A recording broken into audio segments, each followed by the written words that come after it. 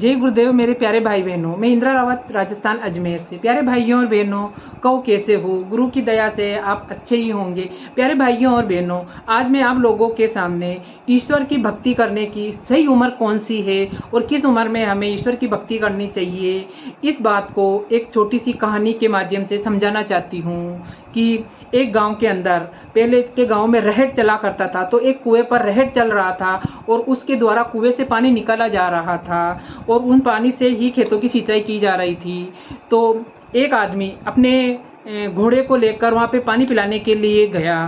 तो जैसे ही घोड़ा पानी पीने लगा तो उस रहट की आवाज़ आ रही थी, खट खट खट खट खट खट खट करके उसकी आवाज़ आ रही थी। तो जैसे ही खट खट की आवाज़ आती, वो घोड़ा पानी पीने से रुक जाता और खड़ा खड़ा देखने लगता, और जैसे ही रहट की आवाज़ बंद होती वो वापस पानी पीने लगता, और जैसे ही वो पानी पीने लगता रहट की आवाज़ आती और वो वापस रुक जाता। तो उस घोड़े के मालिक ने उस कुएं के मालिक से कहा कि भाई साहब, थोड़ी देर के लिए आप अपने इस रहट को बंद कर दीजिए, मेरा घोड़ा पानी नहीं पी पा रहा है। तो उस कुएं के मालिक ने कहा कि अगर ये रहट नहीं चलेगा तो कुएं से पानी भी नहीं निकलेगा, और अगर पानी नहीं निकलेगा तो आपका घोड़ा पिएगा क्या? क्योंकि जब पानी निकलेगा तो ही खटखट की आवाज़ आएगी और ये पानी आएगा। अगर आपके घोड़े को अपनी प्यास बुझानी है तो इस खटखट के अंदर ही उसको पानी पीना ही पड़ेगा, और अगर वो इस खटखट को सहन नहीं कर पाएगा तो वो प्यासा ही रह जाएगा। तो मेरे प्यारे भाइयों और बहनों, ये तो थी घोड़े और कुएं के मालिक की कहानी, लेकिन असली ज़िंदगी में भी हमारे साथ यही हो रहा है।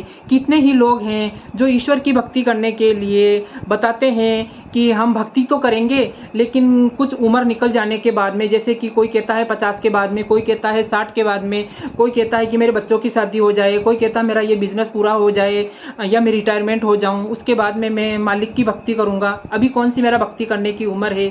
तो प्यारे साथियों, बुढ़ापे की अपन को कोई पता नहीं है कि अपना बुढ़ापा आएगा या नहीं आएगा, कि अब 50 के होंगे या नहीं होंगे, 60 के होंगे या ना होंगे। अगर सांसों का तो कोई भी भरोसा नहीं है, हमारी सांसें तो कभी भी जवाब दे देगी, क्योंकि हम रोज़ देखते हैं कि आज उस जगह पर कोई आदमी ख़त्म हो गया है, आज उस जगह पर कोई आदमी ख़त्म हो गया है। हमारे पड़ोस में, रिश्तेदारों में आए दिन हम देखते रहते हैं कि लोगों की जानें लगातार जा रही है, और हमारा कब नंबर आ जाए ये हमको भी नहीं पता है। तो हमें ईश्वर की भक्ति करने के लिए सही उम्र की तलाश नहीं करनी चाहिए।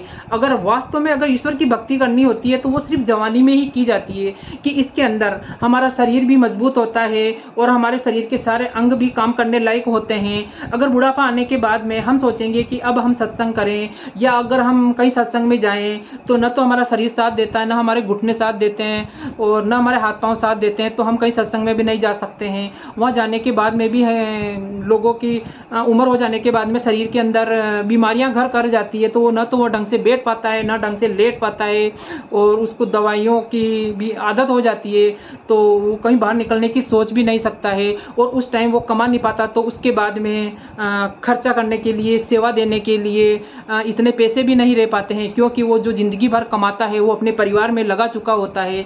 तो मेरे प्यारे भाइयों और बहनों, ईश्वर की भक्ति करने का सही उम्र सिर्फ जवानी होती है। अगर हम जवानी से ही ईश्वर की भक्ति करने लग जाते हैं तो हमारी भक्ति पक जाती है, और बूंद बूंद करके भी हमारी भक्ति इकट्ठी होती है, तो उससे हमारे को बुढ़ापे में भी बहुत सहारा मिलता है। तो इसलिए कहा गया है कि भजन कर मस्त जवानी में, बुढ़ापा किसने देखा है। क्योंकि बासी फूल तो मंदिर में भी नहीं चढ़ाए जाते हैं। तो यह भ्रम ना पालिए कि हमारी कुछ उम्र हो जाने के बाद में भी हम भक्ति करेंगे। अगर भक्ति करनी है तो टाइम से करिए, जब हमारा शरीर साथ दे रहा है। जब हमारा शरीर ही साथ नहीं देगा तो हम मालिक की क्या भक्ति कर लेंगे। जो भी दुनिया में, संसार में, परिवार में, जो भी समाज में काम चल रहे हैं, उन्हीं कामों को करते हुए ही हमें अपनी जीवात्मा के बारे में सोचना होगा। वरना बुढ़ापा तो किसने देखा है, तो क्या पता बुढ़ापा आए या ना आए तो बहुत देर हो जाएगी। तो मेरे प्यारे भाइयों और बहनों, आपको ये ईश्वर की भक्ति करने की उम्र का टाइमिंग की कहानी कैसी लगी? अगर आपको अच्छी लगी है तो लाइक, कमेंट और शेयर कीजिए, और अगर मेरे चैनल पर नए आए हो तो सब्सक्राइब कीजिए। मेरा नाम इंदिरा रावत है और मेरा चैनल इंदिरा मोटिवेशन के नाम से यूट्यूब पर पोस्ट किया हुआ है, तो आप सर्च कीजिए और मुझे सब्सक्राइब कीजिए। जय गुरुदेव।